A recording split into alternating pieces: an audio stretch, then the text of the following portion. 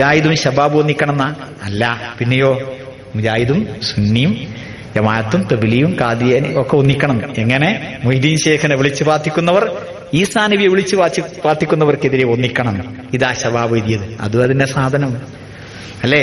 അങ്ങനെ എഴുതിയിട്ടുണ്ടെങ്കിൽ അതും ഈ വർഗീയത തന്നെയാണ്. അതുകൊണ്ട് നമുക്ക് ആ വർഗീയത വേണ്ട. വളരെ വ്യക്തമാണ്. മുസ്ലിങ്ങൾ മാത്രമേ സ്വർഗത്ത് പോകൂ. ഒരാ മുസ്ലിമും സ്വർഗത്ത് പോകില്ല. ഒരു ഉറപ്പാണ്. ഇസ്ലാം സ്വീകരിച്ചില്ലെങ്കിൽ സ്വർഗത്തിൽ പോവില്ല. ആ മുസ്ലിങ്ങളോട് നിങ്ങൾ പറഞ്ഞു കൊടുക്കണം. എന്ത്? അള്ളാനെ മാത്രം ആരാധിച്ചെങ്കിലേ പോകുള്ളൂ. അപ്പോൾ മൊഹീദ്ദീൻ ശേഖനെ വിളിച്ചു വാത്തിച്ചോന്നാൽ സ്വർഗത്ത് പോകും? ഇല്ല, ഉറപ്പാ. മൊഹീദ്ദീൻ ശേഖെ കാക്കണേ ദ്വാരുന്നവൻ സ്വർഗത്തിൽ പോകുന്ന പ്രശ്നമേ ഇല്ല.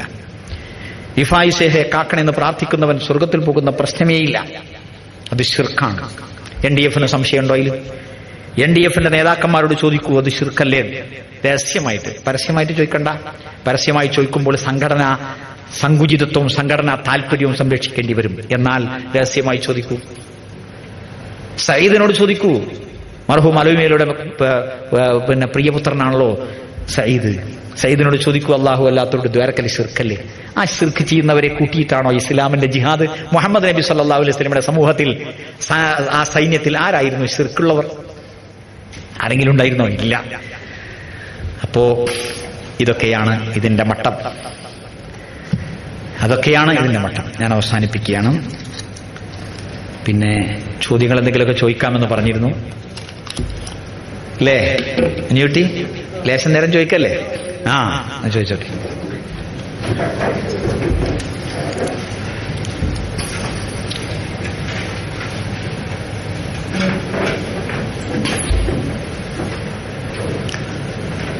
ചോദിച്ചോളെ. നമുക്ക് മൈക്ക് എന്ത് ചോദ്യത്തിൽ ആവർത്തിക്കാം.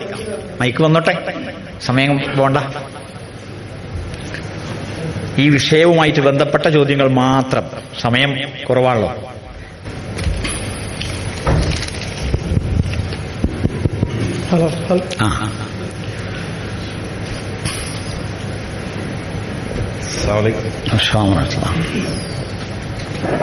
പേരും നാടും പറയാം.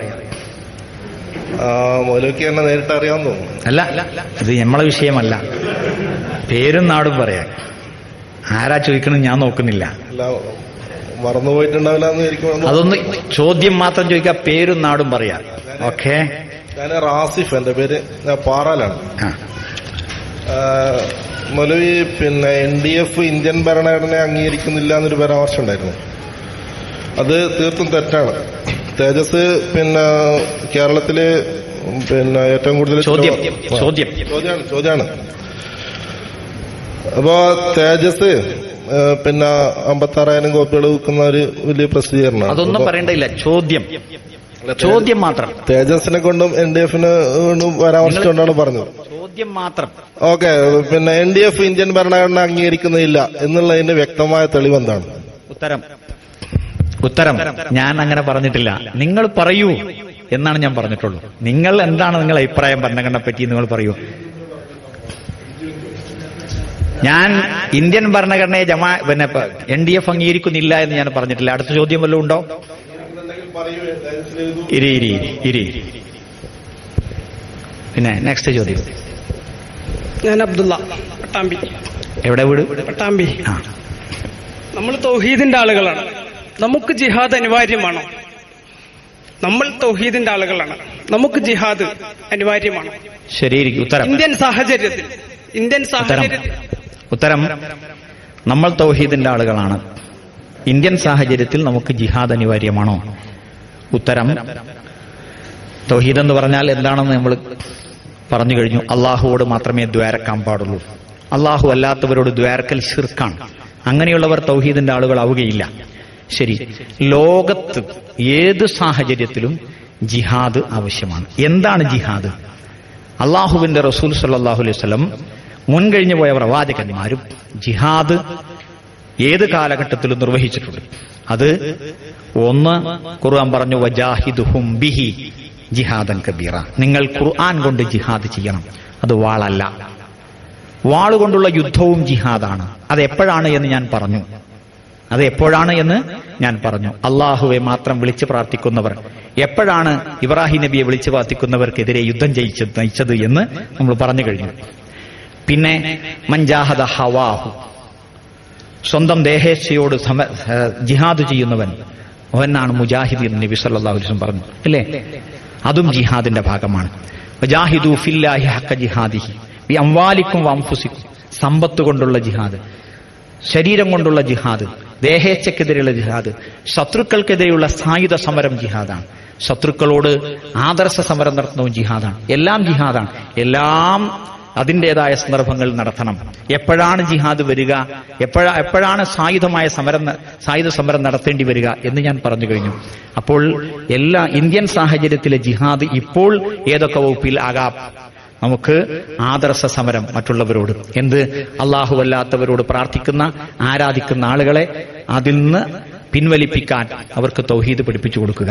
അതിനുവേണ്ടി നമ്മൾ ശരീരം ചെലവാക്കുക, അതിനുവേണ്ടി നമ്മൾ സമയം ചെലവാക്കുക, പണം ചെലവഴിക്കുക. ആ മാർഗത്തിൽ നമ്മൾ കൊല്ലപ്പെട്ടു എന്ന് വരാം. ഫുനുറബൂക്കറാജി അതിന്റെ ഉദാഹരണമാണ്. നമുക്ക് തല്ല് കിട്ടിയെന്ന് വരാം. ഈ രാജ്യത്തെ ഒരുപാട് മുജാഹിദ് പ്രവർത്തകർ അതിന്റെ ഉദാഹരണമാണ്. കല്ലേറ് കിട്ടിയെന്ന് വരാം. ഒരുപാട് മുജാഹിദ് പ്രവർത്തകർ അതിന്റെ ഉദാഹരണങ്ങളാണ്. ഇതെല്ലാം സംഭവിച്ചു എന്ന് വരാം. അപ്പോൾ ശരീരം കൊണ്ടും സമ്പത്ത് കൊണ്ടും നമ്മൾ ജിഹാദ് ചെയ്യണം, സമയം കൊണ്ട് ജിഹാദ് ചെയ്യണം. എന്നാൽ സ്വന്തം ശരീരത്തിനെതിരെയും ജിഹാദ് ചെയ്യണം. തെറ്റുകളിൽ നിന്ന് വിട്ടുനിൽക്കണം, ശരികളിൽ എത്തിപ്പെടണം. സ്ത്രീധനം വാങ്ങുകയോ കൊടുക്കുകയോ ചെയ്യരുത്, പലിശ വാങ്ങുകയോ കൊടുക്കുകയോ ചെയ്യരുത്. അങ്ങനെയുള്ള കാര്യങ്ങളിൽ നിന്നെല്ലാം തിന്മകളിൽ നിന്ന് വിട്ടുനിൽക്കണം. ഇതെല്ലാം ജിഹാദിന്റെ ഭാഗമാണ്. ശരി.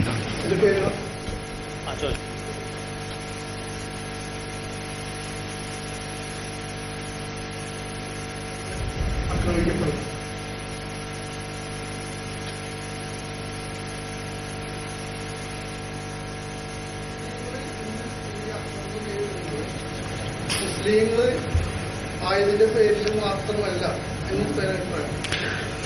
ഇനി ചോദ്യം ഹാഷിം വാടാനപ്പള്ളിയാണ് ചോദിക്കുന്നത്. നമ്മൾ പറഞ്ഞു തൗഹീദിന്റെ പേരിലല്ല ഇവിടെ മുസ്ലിങ്ങൾ ആക്രമിക്കപ്പെട്ടത്. അപ്പോ ഇവിടെ ഇന്ത്യയിൽ മുസ്ലിങ്ങൾ ആക്രമിക്കപ്പെട്ടിട്ടുണ്ട്, പീഡിക്കപ്പെട്ടിട്ടുണ്ട്. അപ്പൊ മുസ്ലിങ്ങളായതിന്റെ പേരിൽ മാത്രമല്ല എന്ന് ഉസ്താദിന് അഭിപ്രായമുണ്ടോ എന്നാണ് ചോദ്യം. ഇവിടെ നമ്മൾ പറഞ്ഞ മുസ്ലിങ്ങൾ എന്ന വിഷയമല്ല. ഇവിടെ നിരീശ്വരവാദിയായ ഹമീദ് ചേന്നമംഗൽ ഒരു മുസ്ലിമാണ്. അയാളും മുസ്ലിമാണ്, അല്ലേ? എന്റെ മയ്യത്ത് മറമാടരുത്, ഞാൻ മരിച്ച മയ്യത്ത് സ്കരിക്കരുത് എന്ന് പറഞ്ഞ സഹോദരനും ഇവിടെ മുസ്ലിമാണ്. അങ്ങനെയുള്ള ആൾക്കാരുണ്ട്, ഇല്ലേ? അപ്പോൾ ഇവിടെ മുസ്ലിം എന്ന പദപ്രയോഗമല്ല ഞാൻ നടത്തിയത്. പിന്നെയോ ഇവിടെ തൗഹീദിന്റെ പേരിൽ തല്ലുകൊണ്ടിട്ടില്ല എന്നാണ്. മുസ്ലിം ആയതിന്റെ പേരിൽ തന്നെയാണ് തല്ലുകൊണ്ടത്, സംശയമൊന്നുമില്ല. ഏതാ മുസ്ലിം? അള്ളാഹുവിനെ വിളിച്ചു പ്രാർത്ഥിക്കുന്നവനാണ് മുസ്ലിം. പക്ഷേ അള്ളാഹിനെ വിളിച്ചു പ്രാർത്ഥിക്കുന്നവനാണോ മുസ്ലിം എന്ന പേരിൽ അറിയപ്പെടുന്ന? അല്ല. ഇവിടെ അള്ളാഹിനെ മാത്രം വിളിച്ചു പ്രാർത്ഥിക്കുന്നവരെയാണ് പ്രവാചകന്മാരുടെ കാലത്ത് തല്ലിയത്. എന്നാൽ അങ്ങനെയുള്ള ആളുകളെ നോക്കിയല്ല ഇവിടെ തല്ലുന്നത്. പിന്നെ മുസ്ലിങ്ങൾ പീഡിപ്പിക്കപ്പെട്ടിട്ടുണ്ട്, അമുസ്ലിങ്ങളും പീഡിപ്പിക്കപ്പെട്ടിട്ടുണ്ട്, ഒരുപാട് ഹിന്ദുക്കൾ കൊല്ലപ്പെട്ടിട്ടുണ്ട്. രണ്ടുമുണ്ട്. എന്നാൽ മുസ്ലിങ്ങൾ കുറച്ചേ ഉള്ളൂ, അപ്പൊ അതിനനുസരിച്ച് ശതമാനമേ ഉള്ളൂ. അമുസ്ലിങ്ങൾ ഭൂരിപക്ഷമുണ്ട്, അതിനനുസരിച്ച് ശതമാനം ഉണ്ടാവും. അവർ കൂടുതൽ ഉണ്ടാവുമ്പോൾ നമ്മൾ കൂടുതൽ കൊല്ലപ്പെടും, അവർ കുറച്ചേ കൊല്ലപ്പെടുകയുള്ളൂ. കാരണം എന്താ? ശത്രുപക്ഷത്ത് അല്ലെങ്കിൽ എതിർപക്ഷത്ത് ധാരാളം ആൾക്കാരുണ്ട്. അപ്പോ 1000 ആള് കൂടി ഒരു 10 ആളെ കൊല്ലുമ്പോൾ മുസ്ലിങ്ങളിൽ ശതമാനം കൂടുതലുണ്ടാവും. അതാണ് ഇതിന്റെ വശം. ഇവര് തൗഹീദില് യഥാർത്ഥത്തിൽ തൗഹീദ് ചെയ്യുന്നവരാണ് അല്ലെങ്കിൽ ശിർക്ക് ചെയ്യുന്നവരാണ് അവര് നോക്കുന്നില്ല. ചോദ്യം അവര് നോക്കുന്നില്ല. അപ്പൊ അവരെ മുൻപില് ഈ തൗഹീദ് ഉറച്ചു നിൽക്കുന്നവരല്ലാത്തവരും നമ്മളീ പറഞ്ഞ ഈ മുസ്ലിം സമൂഹമാണ്. അപ്പൊ ഇസ്ലാം മതം സ്വീകരിച്ച് മുസ്ലിമായി ഒളിപ്പിക്കുന്നതിന്റെ പേര് തന്നെയല്ല ആക്രമിക്കുന്നത്. ചോദ്യം ബാൽത്താക്കറയോ അതുപോലുള്ള ആൾക്കാരോ നമ്മൾ തൗഹീദാണോ അല്ലേ നോക്കുന്നില്ല. ഇസ്ലാം സ്വീകരിച്ചതിന്റെ പേരിലല്ലേ അവർ ആക്രമിക്കുന്നത്. വിഷയം ശരിയാണ്. അവർ എന്തു നോക്കുന്നു എന്നതല്ലല്ലോ ഇസ്ലാമിന്റെ വിഷയം. ഇസ്ലാമിന്റെ വിഷയം ഞാൻ തല്ലുകൊണ്ടാൽ, ഞാൻ എന്തെങ്കിലും തെറ്റ് ചെയ്തിട്ട് തല്ലുകൊണ്ടാൽ ഞാൻ ഇസ്ലാമിന്റെ പേരിൽ തല്ലുകൊണ്ട് പറയാൻ പറ്റുമോ? ഇല്ല. നേരെ മറിച്ച് ഞാൻ ഇസ്ലാമിന്റെ പേരിൽ തല്ലുകൊള്ളണം. ഇവിടെ അള്ളാഹുവിനെ മാത്രം വിളിച്ചു പ്രാർത്ഥിച്ചതിന്റെ പേരിൽ, അള്ളാഹു അല്ലാത്തവരോട് വിളിച്ചു പ്രാർത്ഥിക്കരുത് എന്ന് പറഞ്ഞതിന്റെ പേരിൽ തല്ലുകൊണ്ടിട്ടുണ്ടോ? അവിടെയാണ് ഇസ്ലാമിലെ തല്ലുകൊള്ളലാകുന്നത്. അല്ലെങ്കിലോ മാപ്പിള ജാതിയിൽപ്പെട്ട ആളായതുകൊണ്ട് തല്ലുകൊണ്ടു എന്ന് പറയാൻ പറ്റുള്ളൂ. മറ്റുള്ളവർ നമ്മളെപ്പറ്റി എന്ത് വിചാരിക്കുന്നു എന്നതല്ല വിഷയം. നമ്മൾ എന്ത് നിലപാട് സ്വീകരിക്കുന്നു, നമ്മളെപ്പറ്റി ഇസ്ലാം എന്ത് പറയുന്നു, നമ്മുടെ ആദർശം എന്താണ് എന്നതിന്റെ അടിസ്ഥാനത്തിലാണ് കാര്യം തീരുമാനിക്കേണ്ടത് എന്നർത്ഥം.